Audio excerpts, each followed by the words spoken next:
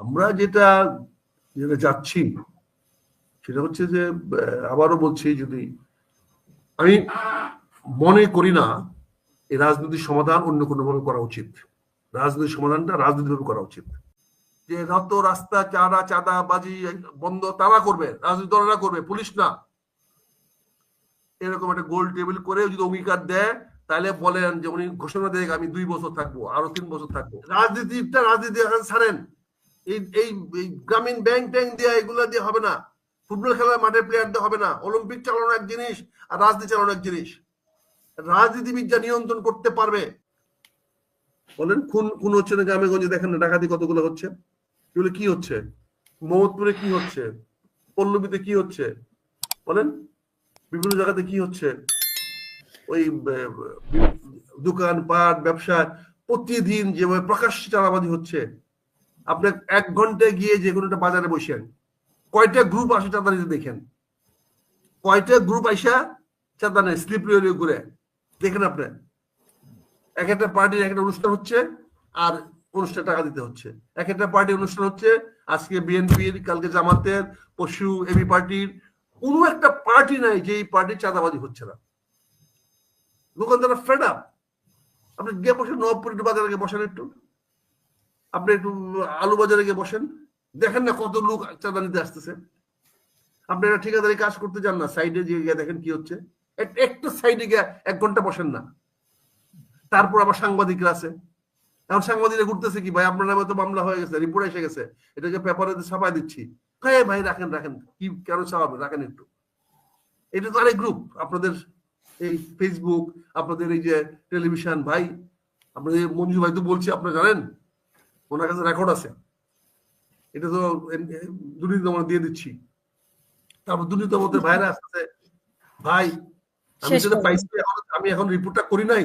তা আপনি আমার ভালো মানুষ, আপনার সঙ্গে বন্ধুত্ব আছে, ভালো মানুষ, আপনাকে চিনি, এখন রিপোর্টটা কি করব, তখন তো বাধ্য আমার দৌড়ে যেতে হয়, ভাই একটু দেখেন।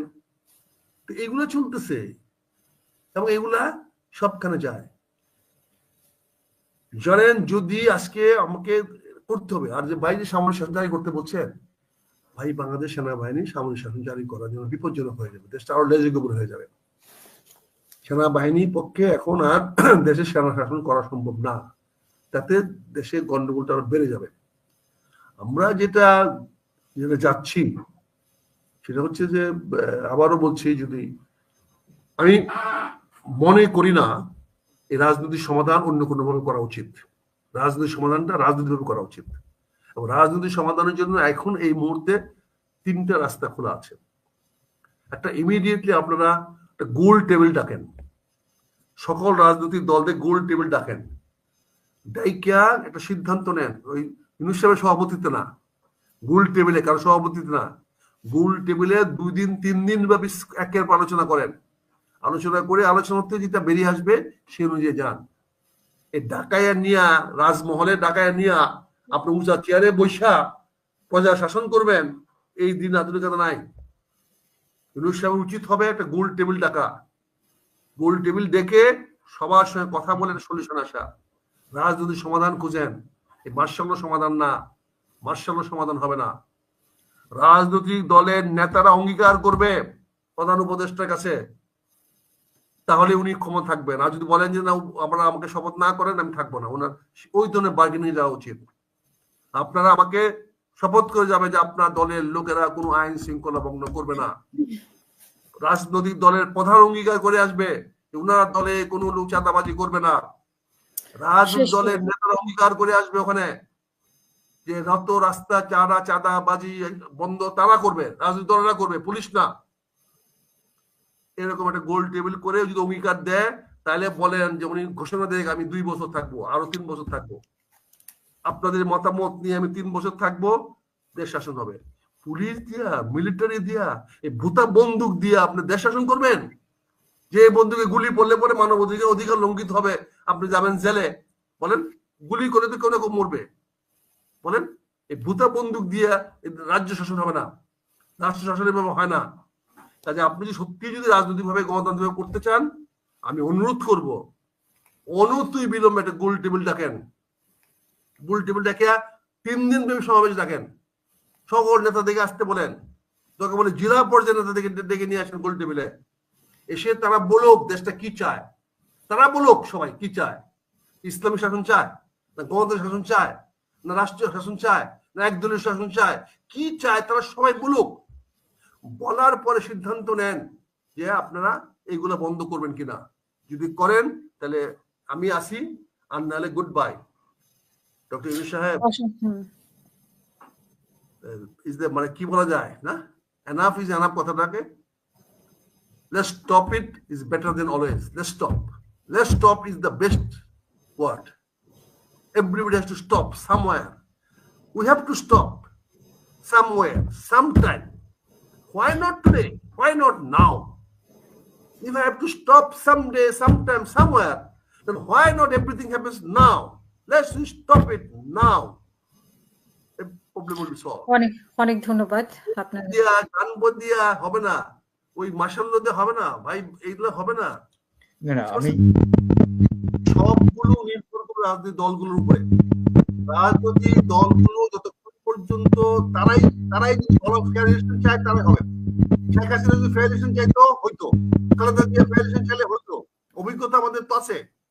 কাজে ফেয়ার ইলেকশন রাজনীতিবিদদের চাইতে হবে। ইলেকশন করবে রাজনীতিবিদরা, ডিসিএসপি না।